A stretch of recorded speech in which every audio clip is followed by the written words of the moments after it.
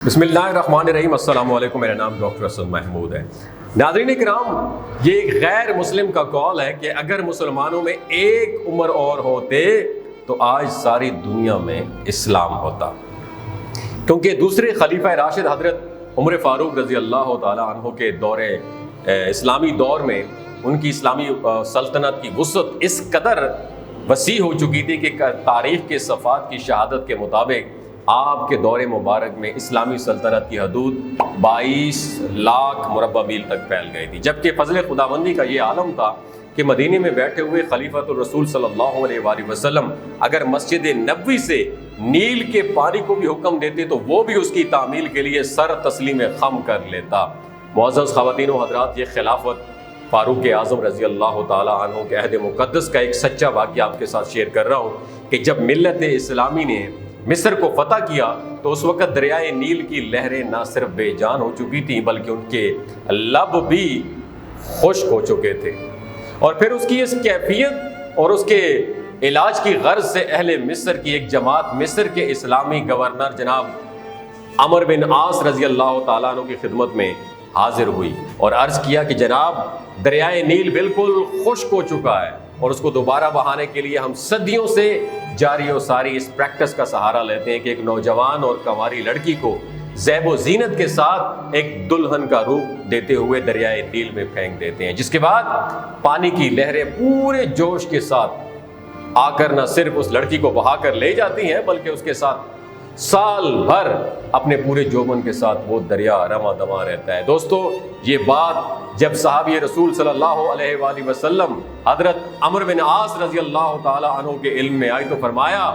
نہیں، یہ ایک جاہلانہ اور ظالمانہ رسم ہے، سو میں اس کو اپنے طور پر اجازت نہیں دے سکتا، بلکہ اس بارے میں ہم اپنے خلیفہ سے رہنمائی لینے کے بعد ہی کوئی فیصلہ کر سکتے ہیں۔ سو آپ نے خلیفہ وقت حضرت عمر فاروق رضی اللہ تعالیٰ عنہ کو ایک لیٹر لکھا اور اس مقامی اور قدیم رسم کے بارے میں آگاہ کرنے کے بعد آپ کی رائے طلب کی۔ ناظرین محترم، ایک طویل مسافت کے بعد جب قاصد جناب عمرو بن عاص رضی اللہ تعالیٰ عنہ کا خط لے کر دربار فاروقی میں پہنچا اور اس کو پڑھ کر سنایا گیا تو آپ نے فرمایا، نہیں، ناٹ ایٹ آل، ہرگز نہیں،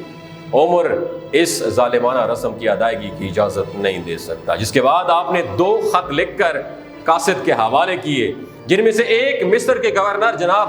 عمرو بن العاص رضی اللہ تعالیٰ عنہ کے نام تھا، جبکہ دوسرا خط جو کہ دریائے نیل کے نام تھا اس میں اللہ کے اس نیک بندے یعنی حضرت عمر بن خطاب رضی اللہ تعالیٰ نے دریائے نیل کو مخاطب کرتے ہوئے فرمایا، اے نیل، اگر تو اللہ کے علاوہ کسی اور کے حکم سے بہتا ہے تو بے شک رک جا، ہم تمہاری روانی کو بحال کرنے کے لیے کسی معصوم انسانی جان کی قربانی دینے کے لیے ہرگز تیار نہیں ہیں۔ اگر تو اللہ رب العزت کے حکم سے چلتا ہے تو پھر اس دفعہ تمہیں اس انسانی قربانی کے بغیر ہی چلنا ہوگا، وگرنہ بے شک تو قیامت تک خشک ہو جا، ہمیں اس بات کی ٹکا بھی پرواہ نہیں ہے۔ ناظرین محترم،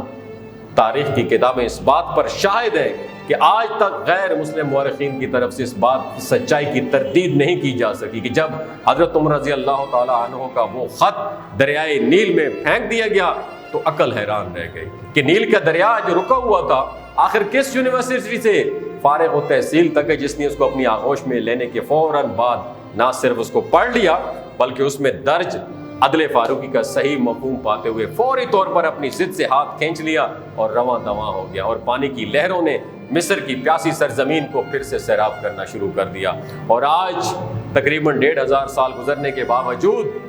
دریائے نیل نے رکنے کی جسارت نہیں کی، بلکہ انشاءاللہ قیامت تک اسی طرح بہتر رہے گا اور بہتر رہے گا۔ ناظرین گرامی، آج یہ واقعہ سنانے کا مقصد یہ ہے کہ اللہ تعالیٰ اپنے نیک بندوں کے بارے میں فرماتا ہے کہ میں ان کی زبان بن جاتا ہوں جس سے وہ بات کرتے ہیں، لہٰذا جو لوگ اللہ کے راستے پر چلتے ہیں وہی اس کی فرما برداری کرتے ہیں اور وہی اللہ کے دوست اور دنیا اور آخرت میں کامیابی حاصل کرتے ہیں۔ اللہ تعالیٰ ہمیں نیک بندوں کے نقش قدم پر چلنے کی توفیق عطا فرمائے اور ہمارا خاتمہ بھی ایمان پہ عطا فرمائے، آمین ثم آمین۔ اگر یہ ویڈیو آپ کو اچھی لگی اور آپ کا ایمان تازہ ہو گیا ہو صدقہ جاریہ سمجھ کے دوسروں کے ساتھ ضرور شیئر کیجیے گا. اپنا اور اپنے ساتھ جو ہے رشتوں کا خیال رکھیے. اللہ حافظ. گلگت بلتستان کے ایوریج لوگوں کی عمر 90 سال سے بھی زیادہ ہوتی ہے. You know why? کیونکہ وہ شلاجیت استعمال کرتے ہیں, کیونکہ شلاجیت کے اندر 85 منرلز ہیں. اگر آپ چیزوں کو جلدی بھول جاتے ہیں, مردانہ کمزوری محسوس کرتے ہیں, اولاد جیسی نعمت سے محروم ہیں, اور آپ کے ٹیسٹوسٹیرونز ہارمون امبیلنس ہیں, سپرم کاؤنٹ کم ہے, سدا بہار جوان نظر آنا چاہتے ہیں, خون کی کمی کو دور کرنا چاہتے ہیں, موٹاپا کم کرنا چاہتے ہیں, تو ڈاکٹر اسد محمود کی ہیلتھ سائٹ شلاجیت ضرور استعمال کریں. یاد رکھیں ہمیشہ خالص آرگینک اور قدرتی چیزوں کا استعمال کریں, اور کیمیکل والے فوڈ سپلیمنٹ استعمال نہ کریں. اگر آپ شلاجیت کو آرڈر کرنا چاہتے ہیں تو نیچے دیے گئے نمبر پر رابطہ کریں, میری ٹیم آپ سے رابطہ کرے گی. 3 باتوں کا دوستو آپ نے خیال رکھنا ہے. حاملہ خواتین, ہائی بلڈ پریشر والے لوگ, 15 سے 20 سال کی نوجوان نسل جو غیر شادی شدہ ہے اور سیکشول پاور کو انہانس کرنی چاہتی ہے, ڈاکٹر کے ایڈوائس کے بغیر شلاجیت استعمال نہیں کرنی ہے. بہت شکریہ.